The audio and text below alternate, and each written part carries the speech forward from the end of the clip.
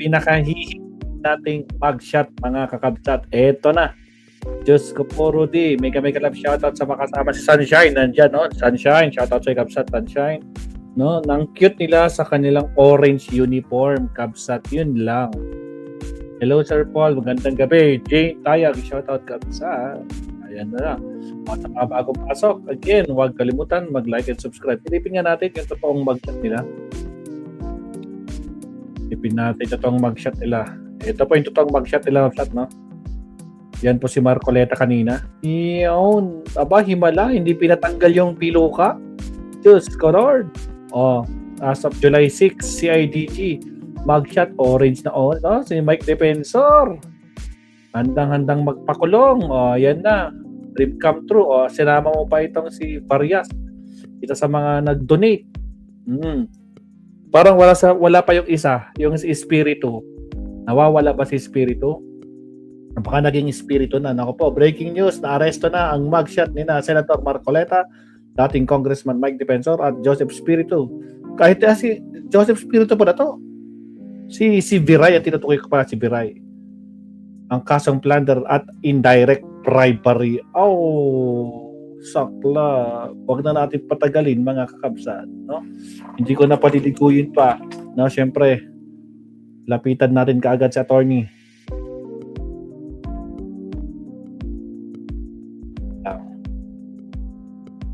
Dito ka na sa Buenas. Secure at legit. May 24/7. Attorney Ricky Tumutorgo, nagtataguyod ng katotohanan, nakikipaglaban para sa bayan.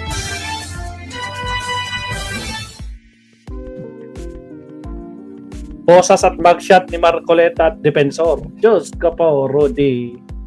Bawasan natin yung background music. Oh, mga kabunyog, mga kababayan, follow up na live natin ito. Kanina, nag-live na ako mula pa kaninang umaga tungkol dyan kay Marcoleta at Mike Defensor. Kaya lang nung nag-live ako kanina, hindi pa naaaresto si Mike Defensor at saka hindi pa nakukunan ng mugshots sila Marcoleta at Defensor. At hindi pa sila nadadala sa kulungan nila. Oh, sa ngayon, marami nang nangyari matapos yung live ko kanina, kaya nandito ulit tayo. Ha? Basta po tayo, pag may mga updates, may mga... Actually, mga absat, nakita ko rin sa news feeds, no? Nagkasakit yata si Marcoleta, biglang itinakbo sa ospital kanina. Bagong developments, lagi po tayo magla-live. Abangan niyo po ang aking mga live updates, ano? Kay Liberty Capuli, kay Joey Tobilleja, shout out sa inyo. Ito ang nangyari dito kay Mike Defensor at Marcoleta, no? Itong nangyari kay nakita natin kanina diyan. Alibal, shout out. Ang nangyari diyan sa kanila, akala ng mga DDS, mahina yung kaso kay Marcoleta at saka kay Mike Defensor. Kinakantsawan nga ni Atty. Topacio. Sabi ni Atty. Topacio, wala, pilit na pilit yung kaso na yan. Ano pa yung sabi ng anak? Yung anak ni Marcoleta na yung congressman, si Paulo. Ayun matindi rin yun. Hindi naman abogado pero akala ko magaling. Ang sabi niya, the complaint against Senator Rodante Marcoleta is structurally defective. Hindi ba abogado yung anak niya? Really? Akala ko abogado yun. Legally incompatible and politically suspect. Legally incompatible? Paano siya nagko-comment ng ganun? Hindi naman siya abogado. Hindi mga kabunyog. Ang nangyari dyan kay Marcoleta sa kakila Mike Defensor, naniniwala kasi sila sa kanilang mga sinasabi na mahina daw yung kaso sa kanila, wala naman yun. Halimbawa si Mike Defensor, paulit-ulit niyang sinasabi. Paano naman naging plunder yun? Hindi naman public funds yun. Pera ko nga yun, binigay ko sa binigay ko na donation kay Senator Marcoleta. Bakit naman ano naman ang pera ng bayan doon na ay pinapaliwanag na natin at ng maraming mga mga abogado na ang plunder hindi naman lagi yan public funds. Kapag nag-receive ka ng gift o donation galing sa isang tao by reason of your office or public position at ang amount na involved ay more than 50 million at series of overt criminal action ay plunder yan. Wala ayaw maniwala ni Mike Defensor Si Marcoleta ganun din. Pumunta pa si Marcoleta kanina doon sa Sandigan Bayan kasi may motion nga silang final. Ang final na motion ni Marcoleta na wag mo nang mag-issue ng warrant of arrest, i-defer mo na yung issuance. Ang problema, na-resolve na. Mayroon ng desisyon ang Sandigan Bayan 3rd Division. Kagabi pa palang 10, kagabi pang alas 10:30 ng gabi. Mayroon na nilabas na arrest. Kagabi pa, mayroon na. Hindi siguro alam ni Marcoleta yon. Kaya pagdating nila Marcoleta doon sa Sandigan Bayan, si Marcoleta, hindi kasama si Mike Defensor. Akala ni Marcoleta, dahil akala niya nga mahina ang kaso, magagrant yung motion niya. Pagdating niya doon, kaagad-agad, dinesisyonan ng Sandigan Bayan. Sabi ng Sandigan Bayan, denied ang motion ninyo. At mayroon na kaming linabas na arrest warrant. Kaagad-agad, pinadlock, linock down. Linakdown ang buong sandigan, hindi na nakalabas si Marcoleta. Inaresto na siya ng CIDG. Yun ang nangyari. O ngayon mga kabunyog, yan yung mugshots nila. Bakit 3? Actually, dapat 4 yan. Kasi 4 yan na-accused. Si Marcoleta, si Mike Defensor, saka may 2 pang donors. Ang isa, Espiritu. Yung nakikita nyo dyan, yan yung Espiritu ang apelyido. May isa pa, hindi pa naaaresto. Si Yung Biray. Biray. Ang naaresto pa lang, yung 3, si Marcoleta, si Mike Defensor, at saka yung si Biray. Kabsat Mako. Pero ano ang malinaw dito? Ang malinaw dito, napahiya ang mga DDS. Napahiya sila Marcoleta, sila Mike Defensor, ang Iglesia ni Cristo. Yung paulit-ulit nilang sinasabi na hindi naman plunder yun. Paano naging plunder yun? Campaign donations naman yun, di ba? Ganun yung laging ano nila eh. Tapos binendalulaw, binaluktot daw ng ombudsman ang batas. Kung totoo lahat yung sinasabi nila na binaluktot ng ombudsman ang batas, bendalo. At saka hindi naman pwedeng maging plunder ang private campaign donations. Bakit hindi sila kinatigan ng Sandigan Bayan kanina? Yun yung malinaw doon na patunay na may legal basis, may basihan ang kaso. Pasok sa plunder yung kaso nila. Kasi kung hindi naman pasok sa plunder sa yun, banga. siguro kanina pa grinant na ng ng Sandigan Bayan yung motion nila. Kasi syempre, ang lalabas doon, abusado ang ombudsman. Gawa-gawa nyo lang naman tong plunder. Paano naman to naging plunder? Private funds naman ito. Hindi. Ang findings ng Sandigan Bayan kanina, mayroong probable cause. O yun. Para maglabas na ng arrest warrant. Kaya nga, may arrest warrant na kaagad eh. So napahiya dito sila Marcoleta. Napahiya dito si Mike Defensor. Napahiya ang INC, ang DDS. Ngayon, tanggapin na nila. Mula ngayon, maging ano na sila. Kung ganyan pa kasi ang argumento nila na hindi naman daw, mahina naman daw ang ebidensya at ang walang legal basis yung kasong plunder, matatalo na naman sila sa kaso niyan.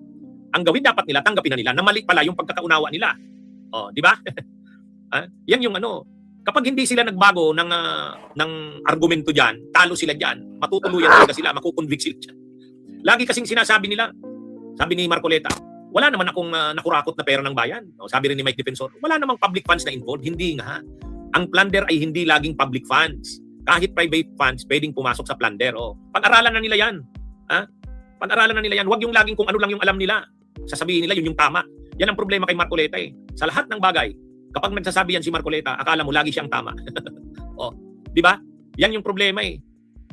Ang paniniwala nila kapag private donation, campaign donation, hindi pwedeng pumasok sa plunder. Ang paniniwala nila, wala namang na malverse o wala namang nakuhang pera sa public funds, therefore hindi siya magpo-fall sa plunder. Hindi yun. Hindi laging ganun ang plunder. Kahit pa private funds, pwedeng pasok sa plunder. Yan yung kanilang pag-aralan na ngayon. Umalis na sila doon sa kanilang lumang paniniwala kasi doon sila napapasubo eh. Pag pinapakinggan mo yung mga argumento ni Marcoleta sa kanila Mike Defensor, mali nga eh. hanggat hindi nila tinatanggap yan na mali sila, mag-isip na sila ng magaling na depensa. Yun ang dapat nilang gawin. Yung kanilang argumento, hindi katanggap-tanggap. Kasi kung katanggap-tanggap sa Sandigan Bayan, dapat pinagbigyan sila doon sa kanilang motion.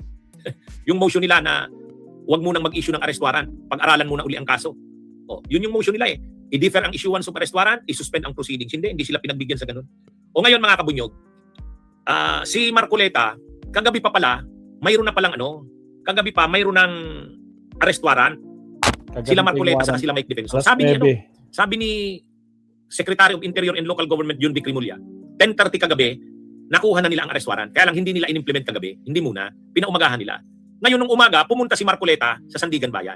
Kasi nga, a-attend siya doon sa hearing noong kanyang motion. Yung motion nila na wag muna mag-issue ng arrest warrant ang Sandigan. Ang problema nila, mayroon na palang, gabi pa pala kagabi, mayroon ng arrest warrant. Kaya nakahanda na yung CIDG kanina. Pero hinayaan nila Jun Vic Rimulya ng DILG, hinayaan nila na ang mag-announce na mayroon ng arrest warrant ay yung justice. Kanina in-announce ng justice. Arestado kaagad si Marcoleta. Kaya ang sinasabi ni Marcoleta kanina, sumuko daw siya, hindi daw siya inaresto. Sus naman. Wala naman kasi na siyang magagawa doon, nandun na siya eh. Nandun na siya sa Sandigan Bayan, sa korte. Tapos doon mismo sinabi na mayroon ng arrest warrant. Tapos nandun na rin yung mga CIDG. So ano talagang mangyari? Arestuhin na talaga siya. Batiin natin si Bobby Noriega. So yan mga kabunyog.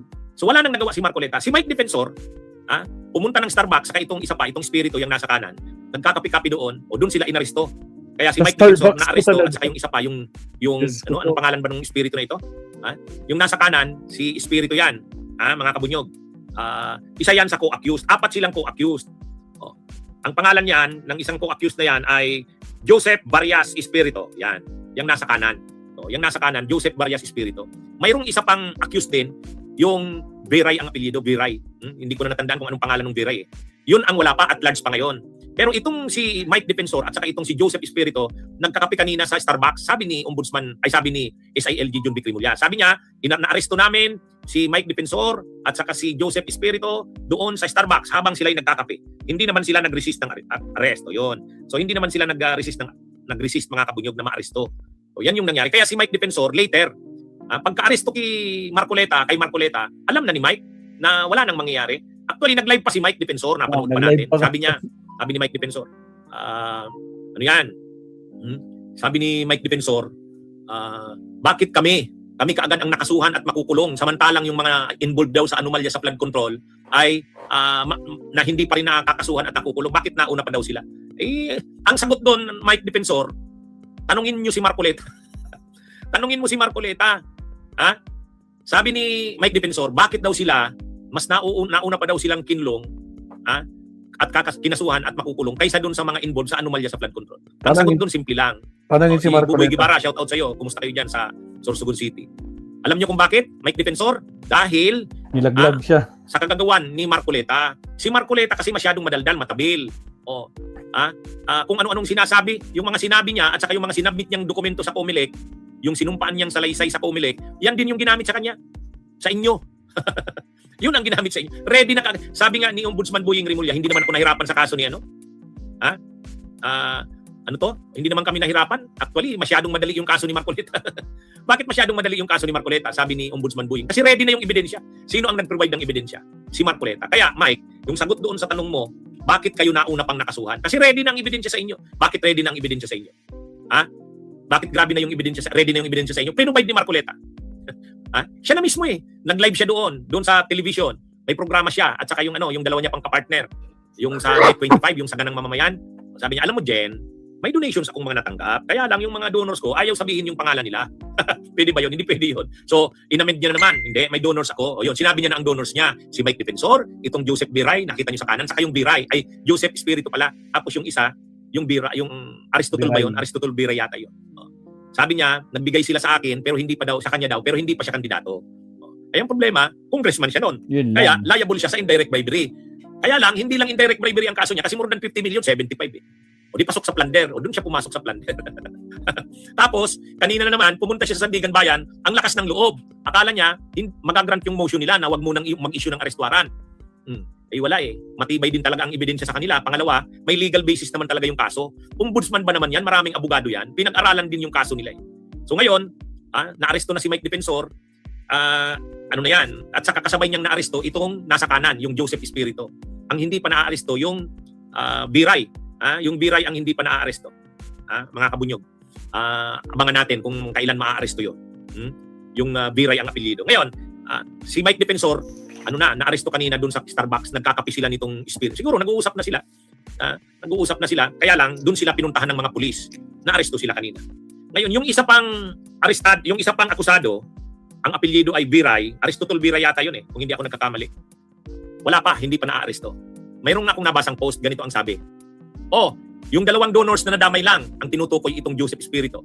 Kayong dalawa, Joseph Espiritu at saka Aristotle Biray, mag-state witness na lang kayo.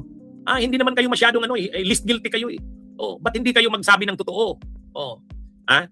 Sabi ko, pwede nga. Baka ganun ang ginagawa ngayon ni nung isa, yung Biray. Kasi hindi pa naaaresto yung Biray. Baka pinag-iisipan niyang mag-cooperate sa autoridad. Kaya lang ang problema doon, baka hindi naman tanggapin nila baka hindi tanggapin nila ombudsman. Kasi ang kondisyon kasi sa state witness, una, list guilty ka. Pwede, pasok yun, list guilty. Hindi naman, donor lang naman siya yung Biray, saka itong Joseph Espiritu. Kahit si Mike Defensor, donor din. Kaya lang, hindi naman yan mag-i-state witness si Mike Defensor laban kay Marcoleta. Mag-i-state witness si Mike Defensor laban kay Marcoleta. Hindi yan. Magkatandem yan O ngayon, itong si Joseph Espiritu at saka yung isa pang hindi pa naaresto, yung Biray, sabi nung isang netizen, nag-post yung isang netizen, pag-isipan nyo, baka mas magandang desisyon nyo, mag-ano na lang kayo, mag-state witness kayo. Pwede ba silang mag-state witness? Pwede.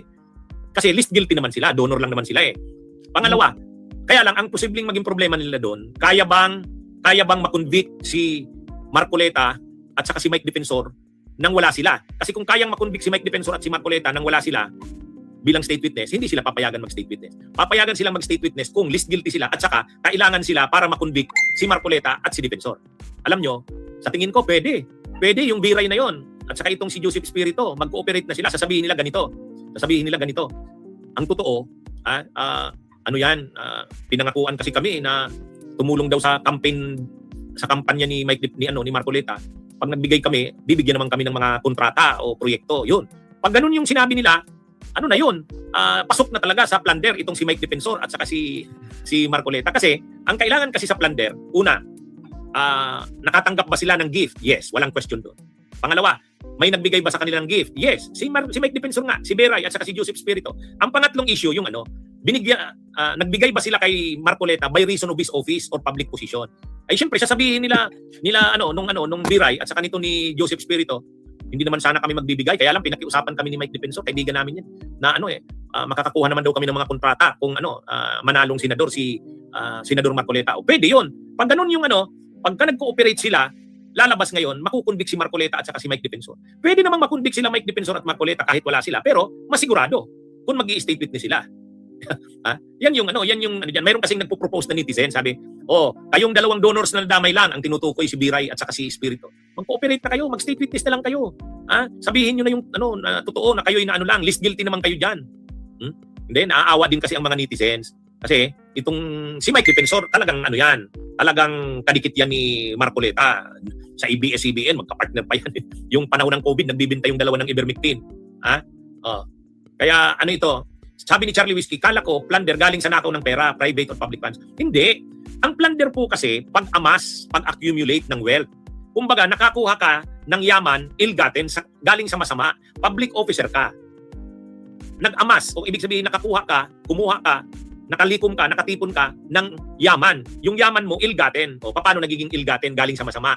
Pwedeng galing sa pera ng bayan. O kaya galing sa private. Paano naman ang galing sa private? Ay kung yung private, nagbigay sa'yo ng pera by reason of your office. Ibig sabihin, public officer ka, inaasahan niya, may usapan na magbibigay kayo ng bibigyan mo siya ng mga kontrata. O by reason of your office, kaya ka binigyan. Doon pumapasok. Kaya, yan yung kaya hindi laging Ay ngayon, ang issue dito, yung pangapat na accused, yung Beray, wala pa. Hindi pa rin lumalabas ngayon. So sabi ng mga netizens, kayong dalawang donors, mag-state witness na lang kayo. Nadamay lang kayo diyan eh. Nadamay lang kayo. Malamang list guilty kayo diyan. Mayroong ganung mga may nagtanong sa akin, pwede ba 'yun, Attorney Enzo? Pwede ba silang mag-state witness? Pwede. Kasi list guilty. Donor lang naman sila eh. Hindi naman sila yung pinaka-mastermind. Pangalawa, pwede bang ma-proceed kailangan ba ang kanilang testimonya, cooperation, as state witness para ma-convict yung pinaka most guilty, sila Mike Defensor at saka si Mike. Yes, malaki ang maitutulong nila doon. Kaya lang nasa kanila yan kung willing silang mag-state witness. Okay? Mga kabunyog, mga kababayan. Ngayon, yung nakikita nyo sa picture, yan ang picture ni Mike Defensor ng mugshots at saka ni Marcoleta. Yan yung mugshots nila. Ay ang hinihintay ng marami na si Mike Defensor daw ay si Marcoleta daw dapat inalisan ng wig. Napanood ko yung press briefing ni SILG John B. Crimolia. Sabi ni John B. Crimolia, hindi na daw nila inalisan ng wig si Marcoleta kasi para hindi naman daw humiliate. Kasi humiliation naman yan. Kumbaga, ako di ba sinabi ko na rin yan, kung akong tatanungin, wag na, mapapahiya naman. Wag na, yun? Okay na yun, naaresto siya, at makukulong, mapapanagot. Yung tungkol sa pag-alis ng kanyang wig, medyo naman. Sabi ko, kahit ako, hindi naman agree doon. Kasi ganyan naman talaga yung korte niya na eh. Ganyan naman yung korte niya. Ang mahirap lang, kung gumagamit ng wig para i-conceal yung totoong niya. Kapag gumagamit ng wig o artificial hairpiece, para i-conceal mo yung totoong identity mo, yun ang bawal. Pero si Marcoleta, yan naman yung true identity niya na eh. Yan na siya nakilala sa ganyan.